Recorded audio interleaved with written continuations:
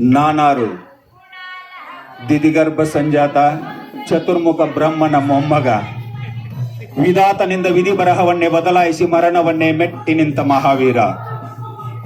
ಆದಿತಿಯ ಮಕ್ಕಳ ಅಟ್ಟಹಾಸವನ್ನು ಸುಟ್ಟು ಹಾಕಿ ಆದಿತಿಯ ಅಟ್ಟಹಾಸವನ್ನು ಮಟ್ಟ ಹಾಕಿದ ಸಾಹಸಿ.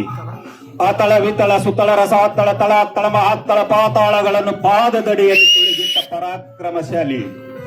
ಅಡಿ ಇಟ್ಟರೆ ಬಿರಿಯುವುದು ಭೂಮಿ, ಕೈ ಎತ್ತಲು ನಡುಗುವುದು ಸೃಷ್ಟಿ.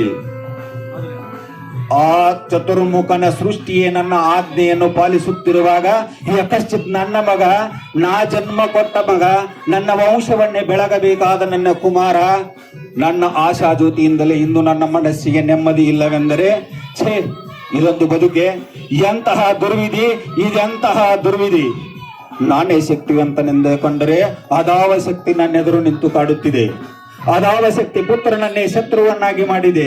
ಅದಾವ ಶಕ್ತಿ ಅವನನ್ನು ಮರಣ ಬರದಂತೆ ಕಾಯುತ್ತಿದೆ. ಅದಾವ ಶಕ್ತಿ ಅವನನ್ನು ನನ್ನಿಂದ ರಕ್ಷಿಸುತ್ತದೆ. ಅವನೇ, ಆ ದುಷ್ಟನೇ, ಆ ಹರಿಯೇ ಇದಕ್ಕೆಲ್ಲ ಕಾರಣ.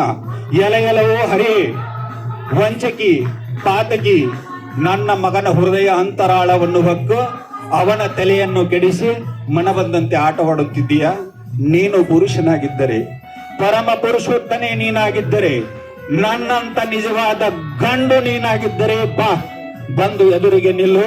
ನಿನ್ನ ಉದರವನ್ನು ಬಗೆದು ಕರುಳುಗಳನ್ನು ಮಾಲೆ ಹಾಕಿಕೊಳ್ಳದಿದ್ದರೆ ನನ್ನ ಹೆಸರು ಹಿರಣ್ಯಕಶಿಪುವೇ ಅಲ್ಲ.